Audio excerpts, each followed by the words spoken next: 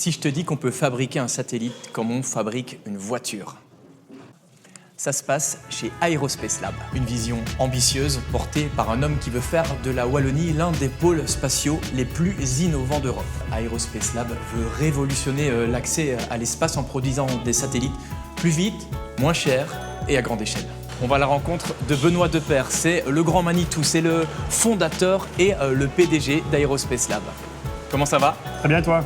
Très bien, merci. On est chez Aerospace Lab. C'est quoi, en fait, pour ceux qui ne connaissent pas du tout? Alors, Aerospace Lab, c'est une entreprise qui fabrique des satellites. On s'en rend peut-être pas compte, mais les satellites, ils interviennent très souvent, en fait. Ouais, donc les gens ne le voient pas, mais les téléphones portables, Internet, la navigation sur Waze, Google Maps, tout ça, ça fonctionne avec des satellites. Pourquoi avoir décidé de s'implanter finalement à Louvain-la-Neuve?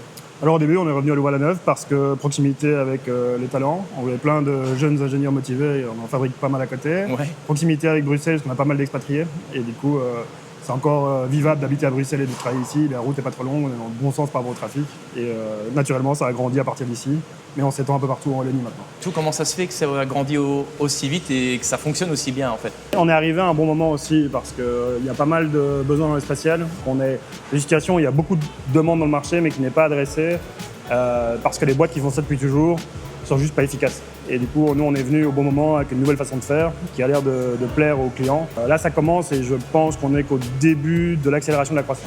Là, derrière nous, qu'est-ce qui se passe concrètement? On fabrique des satellites ici, là, derrière? On reçoit des matières premières, on les transforme, des cartes électroniques, des blocs d'aluminium et autres, pour faire des composants qu'on assemble sur des châssis qui deviennent des satellites et qui sont testés ici. Prochain arrêt, c'est la fusée, quoi. On voit, il y a des images là. Si je ne m'abuse, ça, c'est la fameuse Mega Factory qui est en construction en ce moment. C'est ça. Donc en gros, c'est ce qu'on voit là, presque x7, x8, x10. Plus, x10, x15. Là, c'est un rendering, mais maintenant, on a des vraies photos, ça ressemble vraiment à ça. Donc le gros œuvre est fini. Ah oui, ça ressemble vraiment à ça. Donc on a juste, nous manque des bouts d'aménagement sur le toit, mais le gros œuvre est fini ou presque fini. Et on a pu partir d'une feuille blanche parce qu'il y a des machines pour tester les satellites qui sont tellement contraignantes pour le bâtiment que c'est plus facile de construire le bâtiment autour de la machine que l'inverse. Il en fabrique 40 ici.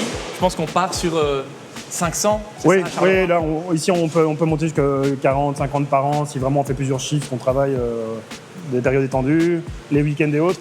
Là, on part en nominal à 500 par an, donc 500 satellites par an. Ça, il n'y a quasiment pas mieux en Europe. Il n'y a pas mieux en Europe. Donc ça, c'est la plus grosse usine d'assemblage, la plus haute cadence pour ce marché-là en Europe. On a décidé dès le début de tout concevoir en interne. Donc le produit global, mais aussi tout ce qui va dedans. Ça nous permet en fait d'avoir une optimisation de tout, qui rend nos produits plus rapides, moins chers, plus efficaces à fabriquer en série parce qu'on peut les modifier facilement. Mais là, on est assez content parce qu'on a passé vraiment la phase de faisabilité. On a 10 satellites en orbite qui fonctionnent, qui sont basés sur notre supply chain. Et donc maintenant, on n'a plus trop de questions ni des clients, ni des fonds d'investissement, c'est validé et on peut récolter les fruits de cette intégration verticale. Mais donc du coup, ça ressemble vraiment à ça, un satellite? Oui. Là, c'est assez proche. Enfin, niveau taille, c'est exactement le même. Il y a juste les matériaux qui sont différents sur la maquette, mais ils fonctionnent tous, on est content. On a une rare boîte aussi à avoir 100% de succès. Ah oui? Ça arrive que certains satellites ne fonctionnent pas? Tout le temps. Ah oui? Pas chez nous, mais tout le temps. On voit qu'il y a des panneaux solaires qui sont aussi là, parce que ça ressemble en tout cas à la fabrication de panneaux solaires là derrière. C'est ça. Sur les premiers satellites, on achetait des panneaux solaires sur des boîtes justement établies, sérieuses, qui fournissent ça depuis 40 ans. On était plutôt autour de 1000 € le watt. C'est hyper cher et il y a sans doute moyen de faire mieux. Du coup, on a commencé à fabriquer nos propres panneaux solaires. Et ça nous permet en fait de réduire les coûts divisé par 5, quoi. Oui, on a l'impression comme ça, Benoît ne se la raconte pas. Pourtant, il pourrait, parce qu'ingénieur de formation passé par la NASA, passé par l'Agence spatiale européenne, et le tout à 39 ans. Oui. Ça va comme CV? Ouais, et pourtant j'étais aussi assez... J'ai plus d'achievements dans la gavaille que dans les études, quoi. Ah oui? Ouais. Baptisé? Ouais, bien sûr, baptisé, comité, des secondaires assez typiques en Wallonie, quoi. Et puis une spéciale maths parce que j'étais en maths faible, sciences faibles, et je voulais faire ingénieur. Au dernier moment, je me suis dit, je vais faire ingénieur. À Louvain-la-Neuve, j'ai fait ingénieur civil. Puis première année... Raté la première année? Non, justement, c'est le grand drame. Donc j'ai fait... j'étais au cours, je faisais n'importe quoi, mais j'ai quand même réussi. La deuxième, j'ai raté, et puis j'ai pu rater. mais j'ai jamais été au cours. Mes parents m'avaient expliqué un truc et ils avaient raison, et je pense que je vais le dire à mes enfants s'ils font l'UNIF plus tard, c'est on apprend au moins autant en dehors des cours qu'au cours. Entre ma Master 1 et Master 2, j'ai fait un premier stage à la NASA de 2 mois. Mais comment t'as fait pour avoir ce stage à la NASA? Je veux dire, c'est pas le rêve de tout le monde. Si, mais en fait, il y a plein de gens qui ne postulent même pas. Ils pensent que c'est impossible. Et après ça, je suis parti à Toulouse, étudier l'aérospace. Et à Toulouse, j'ai été faire des satellites et des fusées. Et là, je suis reparti en stage à la NASA pour Toulouse cette fois-là. Donc j'ai continué le stage que j'avais commencé. Oui. Et quand j'étais à la NASA, le labo dans lequel j'étais est devenu une start-up. Et donc j'ai vu la création d'une start-up à l'américaine. Et au même moment, ma compagne me disait « les États-Unis, c'est pas trop pour moi ». Et donc là, je suis revenu à l'Agence spatiale européenne. J'ai fait 4 ans d'hypersonique, donc je faisais des drones hypersoniques pendant 4 ans, une autre start-up. Puis la boîte s'est arrêtée du jour au lendemain parce qu'en fait, des drones hypersoniques de ce genre-là, il n'y a pas de marché. Et là, c'est la WEX de Genève qui m'a chopé. J'habitais à Lausanne à l'époque. Oui. Et la WEX m'a dit « mais pourquoi tu fais pas ça en Wallonie ?» Je dis « mais Wallonie, à quoi vous venez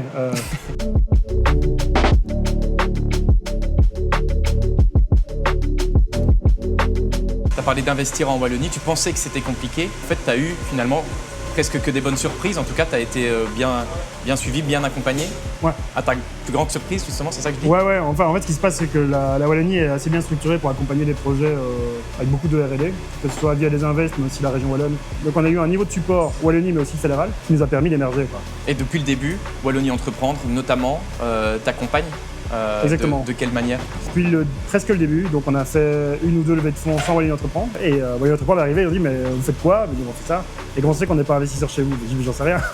et ça a commencé comme ça. Et depuis toutes nos levées de fonds, Wallonie Entreprendre nous a suivis. Et c'est hyper bien parce que ça permet d'avoir un ancrage local, mais aussi de parfois équilibrer les tendances avec des investisseurs étrangers. Wallonie Entreprendre t'a fait confiance. C'est pas forcément un secteur. Est-ce qu'on fait forcément confiance à ce secteur-là dès le départ? Non, mais je pense qu'il y a des règles assez saines dans l'investissement public. Et je pense que Wallonie Entreprendre utilise ces règles-là. C'est d'accompagner les tours de financement qui sont majoritairement remplis par des investisseurs privés et ou étrangers. Sans Wallonie Entreprendre, tu aurais fait comment en fait? Je pense que notre croissance aurait été cassée plusieurs fois. Donc ils ont été vraiment stratégiques à nous protéger. À des moments charnières. À des moments charnières, ils ont été vraiment stratégiques à nous protéger, faire en sorte qu'on ait une meilleure position pour pouvoir négocier avec les investisseurs étrangers. On est soutenu, on sera soutenu. C'est un investisseur long terme qui est là pour la croissance long terme de la boîte, la stabilité de la boîte, la pérennité de la boîte. Ça rassure certains profils d'investisseurs.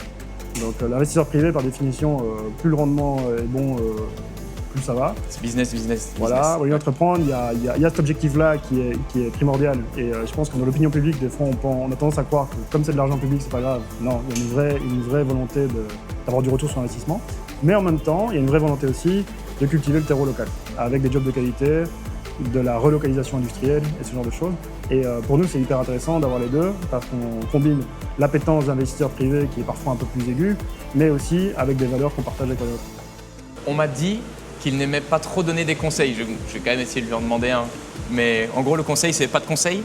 Ouais, c'est presque ça. C'est un peu ça. Mon conseil, c'est en gros, allumez votre cerveau, ayez de l'esprit critique, challengez ce qu'on vous raconte et faites votre tri dans l'information qu'il y a. Il y a trop d'informations, prenez ce qui vous intéresse, benchmarkez ça avec votre esprit critique et puis avancez. Voilà, on en sait un petit peu plus sur Benoît Depaire, le grand Manitou d'Aerospace Lab, et je vais vous résumer sa pensée. Là, tout de suite. Aerospace Lab prouve qu'une petite région peut rivaliser avec les géants du spatial.